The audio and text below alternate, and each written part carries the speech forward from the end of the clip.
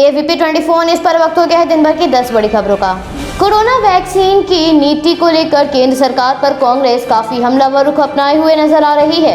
ऐसे में राहुल गांधी ने केंद्र सरकार पर निशाना साधते हुए कहा, महामारी के खिलाफ सबसे मजबूत सुरक्षा कवच सिर्फ वैक्सीन है। देश के जन जन तक मुफ्त टीकाकरण पहुंचाने के लिए आप भी आवाज उठाइए, केंद्र सरकार को जगाइए। राहुल गांधी ने इसके साथ ही एक वीडियो भी साझा किया। राहुल गांधी के साथ साथ प्रियंका गांधी भी अपने भाई के नजरिए को देखते हुए केंद्र सरकार की टीकाकरण नीति पर सवाल उठा रही हैं। प्रियंका गांधी ने एक वीडियो साझा किया जिसमें उन्होंने मोदी सरकार पर वैक्सीनेशन में विफल हो गई है। प्रियंका गांधी ने कहा, हम भारत में वैक्सीन निर्माताओं की सूची में बड़े पैमाने पर आते हैं। भारत में बड़ी संख्या में वैक्सीन मैन्युफैक्चर हो रही है, लेकिन अभी तक सिर्फ 3.4% पॉपुलेशन को ही टीका लगाया गया है। इस कंफ्यूजन नीति के लिए कौन जिम्मेदार है कि भारत में अभी तक इतने लोगों का ही टीकाकरण किया जा सका है। प्रियंका गांधी के साथ साथ कांग्रेस नेता रणदीप सुरजेवाला ने भी टीकाकरण नीति पर सवाल उठाते हुए कहा, वैक्सीन के अभाव में भगवान भरोसे भारत।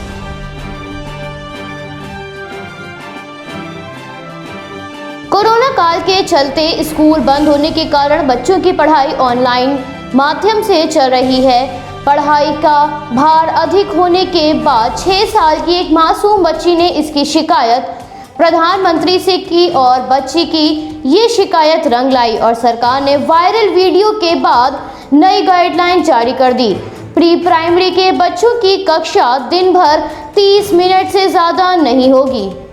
सोशल मीडिया की पावर आज के आधुनिक समय में बहुत है। इसके माध्यम से लोग अपना दर्द, अपनी परेशानियां सीधा दुनिया के साथ बांट सकते हैं, जिस कारण कभी कभी इसका दुरुपयोग होता, मगर कभी कभी ये ताकत इसकी जिंदगी में सकारात्मक परिवर्तन कर जाती है। ऐसा ही कुछ एक बार फिर हुआ है, जहां एक मासूम की आवाज सोशल मीडिया के जरिए सरकार तक जब पहुंची तो उसकी शिकायत पर तुरंत एक्शन लिया गया। सरकार ने ऑनलाइन क्लासेस को लेकर गाइडलाइन जारी की, जिसके अनुसार 1ली से 8वीं तक की कक्षाएं 30 से 45 मिनट के अधिकतम 2 सत्रों में होगी। इसी तरह 9वीं से 12वीं तक की कक्षाओं के अधिकतम 4 सत्र ही होंगे। बच्ची की वायरल वीडियो का उपराज्यपाल मनोज सिन्हा ने स्वतः संज्ञान लिया था। स्कूल शिक्षा विभाग द्वारा जारी दिशा निर्देश में वर्चुअल क्लास में छोटे बच्चों पर विशेष ध्यान देने को कहा गया है। वर्चुअल क्लास के दौरान आनंदमयी शिक्षा के साथ दैनिक जीवन के अनुभव के बारे में बताने पर जोर रहेगा। ऐसे भी बच्चे हैं जिनके पास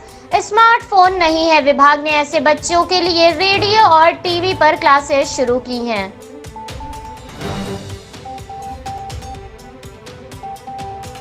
एलोपैथी विवाद दिन पर दिन बढ़ता जा रहा है। अब IMA उत्तराखंड के सचिव डॉक्टर अजय खन्ना ने दावा करते हुए कहा, पतंजलि ने कोरोनिल का परीक्षण उत्तराखंड की नदियों में पाई जाने वाली ज़ेब्रा फिश यानी मछलियों की एक प्रजाति पर किया।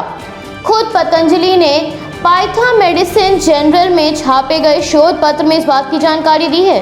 आगे डॉक्टर अजय खन्ना ने कहा, नियमानुसार मछली पर परीक्षण की गई दवा मनुष्य पर इस्तेमाल नहीं की जा सकती और इतना ही नहीं बल्कि मछली पर भी ठीक ढंग से परीक्षण नहीं किया गया है, क्योंकि मछली को पहले कोरोना संक्रमित करना चाहिए था, उसके बाद दवा दी जानी चाहिए थी ताकि पता चल सके कि उस दवा का वायरस पर असर हो रहा है या नहीं, लेकिन ऐसा कुछ भी नहीं किया गया और इसी वजह से यह शोध पूरी तरह से गलत है। ऐसे में इसके आधार पर पतंजलि और बाबा रामदेव का कोरोनिल को लेकर कोई भी दावा करना गलत है। दवाओं के परीक्षण की एक मानक प्रक्रिया है। जब तक प्रक्रिया का पालन नहीं किया गया हो तो कोई भी इस नतीजे पर कैसे पहुंच सकता है कि ये दवा प्रभावी है।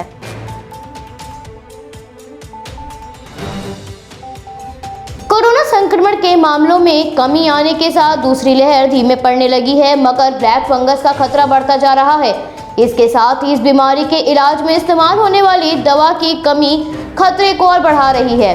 दिल्ली उच्च न्यायालय ने ब्लैक फंगस की दवा की कमी को लेकर गहरी चिंता व्यक्त की है। इस मुद्दे पर अदालत ने कहा, वे केंद्र को ब्लैक फंगस के इलाज के लिए लिपोसोमल एम्फोटेरिसिन बी दवा के वितरण पर एक नीति बनाने का निर्देश देते हैं। ब्लैक फंगस के बढ़ते हुए मामलों को देखते हुए इससे कई राज्यों में महामारी घोषित कर दिया गया है। केंद्र को दवा की नीति पर निर्देश जारी करते हुए अदालत ने कहा, नीति में युवा पीढ़ी के रोगियों को प्राथमिकता दी जाए जो देश का निर्माण और उसे आगे ले जा सकते हैं। अदालत ने इस विषय पर इटली का उदाहरण दिया, जहां बेड कम पड़ने पर युवाओं को प्राथमिकता देने के लिए बुजुर्गों से माफी मांगी गई। न्यायमूर्ति विपिन सांघी व न्यायमूर्ति जसमीत सिंह की खंडपीठ ने कहा, दवा जीवन रहने की बेहतर संभावना वाले लोगों के साथ साथ युवा पीढ़ी को भी प्राथमिकता के आधार पर दी जानी चाहिए। ऐसा कर हम सभी का नहीं तो कुछ लोगों के जीवन को तो बचा सकते हैं, लेकिन इसका अर्थ ये बिल्कुल नहीं कि बुजुर्गों का जीवन महत्वपूर्ण नहीं है। लेकिन ये भी सत्य है, बुजुर्ग अपना जीवन जी चुके हैं, जबकि युवाओं के सामने पूरा जीवन पड़ा हुआ है।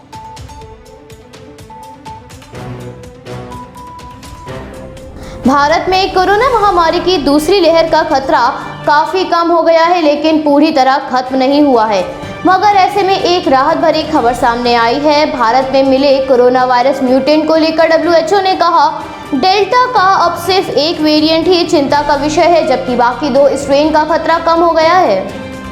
WHO ने भारत समेत सभी देशों में मिले कोरोना म्यूटेंट को नाम दे दिया है, जिसमें भारत में मिले B.1.617.2 वेरिएंट को डेल्टा और एक अन्य वेरिएंट B.1.617.1 को कप्पा नाम दिया गया है। जिसके बाद WHO ने कहा, भारत में मिला डेल्टा वेरिएंट ही बस अब चिंता का विषय है, जबकि बाकी 2 स्ट्रेन का खतरा कम हो गया है। विश्व स्वास्थ्य संगठन ने कोरोना के इस वेरिएंट के पूरे स्ट्रेन को वेरिएंट ऑफ कंसर्न यानी चिंता वाला वेरिएंट बताया था। इस पर भारत सरकार ने अपनी आपत्ति दर्ज कराई थी। WHO ने कहा, बड़े स्तर पर पब्लिक हेल्थ के लिए B.1.617.2 ही अब चिंता का सबब है, जबकि बाकी के 2 स्वरूप में संक्रमण फैलाने की दर बहुत कम है।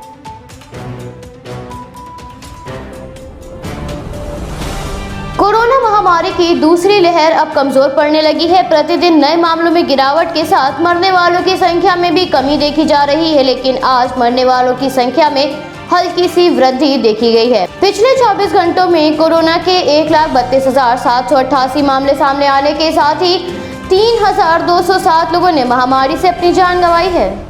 अब तक इस महामारी से 2,83,07,832 लोग ग्रस्त हो चुके हैं। वहीं पिछले 24 घंटे में 2,31,456 ने इस महामारी को मात देकर सुरक्षित अपने घर लौटे हैं। महामारी के आंकड़ों में कमी के साथ देश के कई राज्यों में अनलॉक की प्रक्रिया शुरू हो गई है, जिसमें दिल्ली, उत्तर प्रदेश, मध्य प्रदेश और हरियाणा जैसे राज्य शामिल हैं। ये राज्य आज से अनलॉक की प्रक्रिया शुरू करने जा रहे हैं। इस समय भारत में सक्रिय मामलों की संख्या 17,93,645 है। टीकाकरण अभियान के तहत 21,85,46,667 लोगों को टीका लगाया जा चुका है। कोरोना वायरस के लिए कुल 33,57,03,330 सैंपल टेस्ट किए जा चुके हैं, जिनमें से 20,19,773 सैंपल कल टेस्ट किए गए।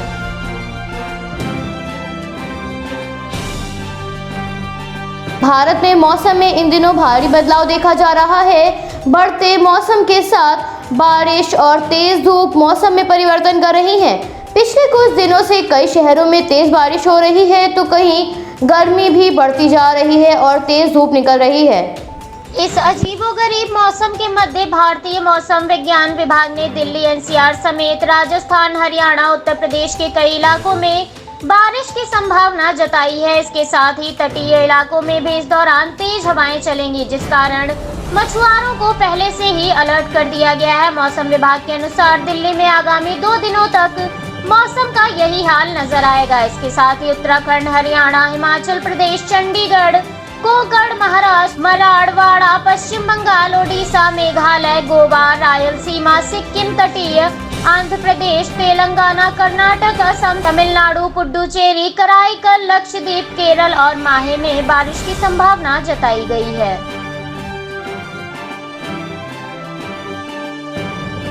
CBSE 12वीं बोर्ड परीक्षा को लेकर चल रहा विवाद अब थम चुका है, क्योंकि मोदी सरकार ने इस मुद्दे पर फैसला सुनाते हुए परीक्षाओं को रद्द कर दिया है, जिसके बाद अब परीक्षा रद्द होने के साथ ही अभिभावकों और विद्यार्थियों को परिणाम का इंतजार है। हालांकि प्राप्त जानकारी के अनुसार CBSE के अधिकारियों ने यह स्पष्ट रूप से कहा है, अभी मूल्यांकन मानदंड तैयार करने में समय लग सकता है। प्रधानमंत्री के फैसले के बाद सीबीएसई ने अपनी आधिकारिक वेबसाइट पर एक अधिसूचना जारी की है। वेबसाइट पर अपलोड इस सूचना के अनुसार कक्षा 10वीं बोर्ड की तरह कक्षा 12वीं के लिए भी ऑब्जेक्टिव क्राइटेरिया तैयार किया जाएगा। इतना ही नहीं, यदि कोई विद्यार्थी आंतरिक मूल्यांकन के आधार पर तैयार किए गए परिणाम से संतुष्ट नहीं है तो उसे परीक्षा देने का एक अवसर भी दिया जाएगा।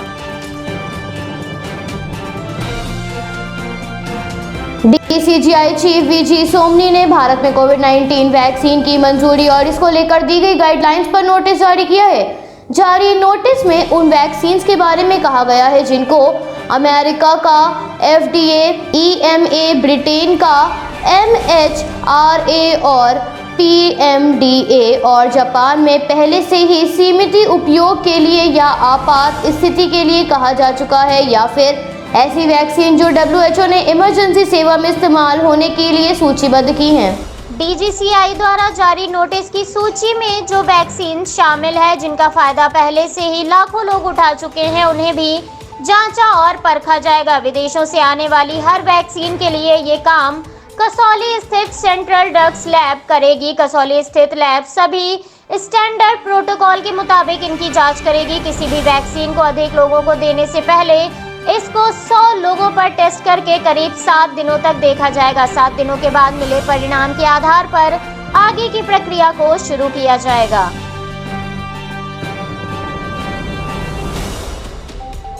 अमेरिका द्वारा वैक्सीन के वितरण को लेकर अभी भी सबकी नजरें टिकी हुई हैं। वहीं अमेरिका वितरण की नीति की घोषणा 2 सप्ताह के अंदर करेगा।